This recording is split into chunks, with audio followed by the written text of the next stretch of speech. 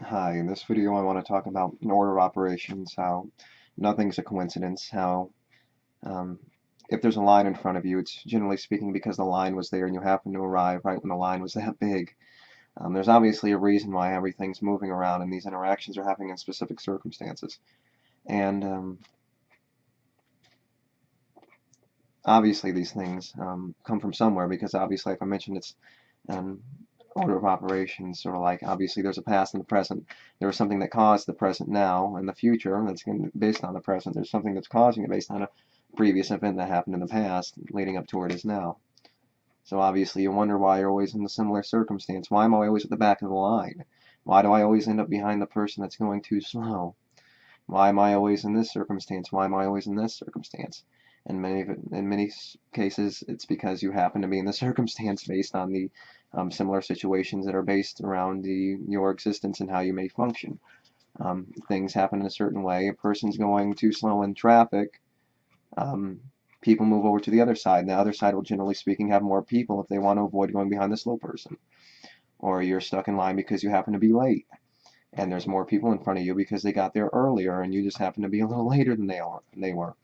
Um, Pretty much speaks for itself. Yeah, so, or someone's going too slow, um, someone's going too slow, and you happen to be going fast, and you just happen to run into the person that's going too slow. Say a person's walking in front of you, and you're wondering, oh, I gotta run around this person. So that means if you got to run around this person, it's because the person's going too slow. You can't obviously fall behind them at the speed they're going if you want to go faster than them. So obviously you got to go around them, right? So obviously you ran into them because they're going too slow because you happen to be going fast and you happen to run into someone that's going slow. So if they're going slow and you're going faster, you are going to inevitably run into someone that's going slower than you because you're proceeding and they're going too slow, sort of like, um, yeah, yeah, sort of like a loading bar or something.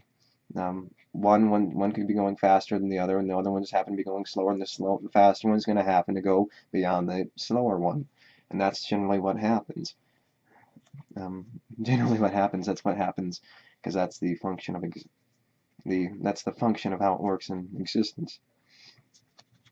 So it's working that way because you happen to be going faster and you're inevitably going to run if anyone's there and as someone that's going slower. Otherwise, the people that were going your speed or faster, you're going to be seeing them at the same distance the whole time, unless you speed up or slow down, or you're going to be seeing them move further away because they're going faster than you. I mean, that's the way the coincidence, or the coincidences that we like to call coincidences happen. And they're not coincidences, they just happen to be. Obviously, there's no coincidence.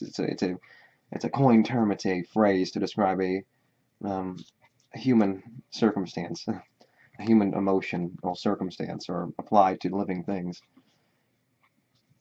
It's a human psychological term to apply to specific circumstances. So nothing's really a coincidence, it just happens to seem that way when it's so extreme. So yes, obviously that's the way things work. It's a very obvious way of looking at things. Um, Something's moving too slow, you're going to run into it if you're going faster. Why do things happen this way or that way and not another way? Because that's the way things based on the past happen to be where they are now. Sort of like you and where you are now as well. And sometimes the things that we find so extreme are the most common things. It's just we experience so many things all the time. The things that may be extreme don't seem so extreme, be it because we're living in our own shoes, and generally speaking, it could be so incredibly uncommon, generally speaking, out in the world. Or sometimes you say the weirdest things are the most common things, and the most common things are the most strange things. Um,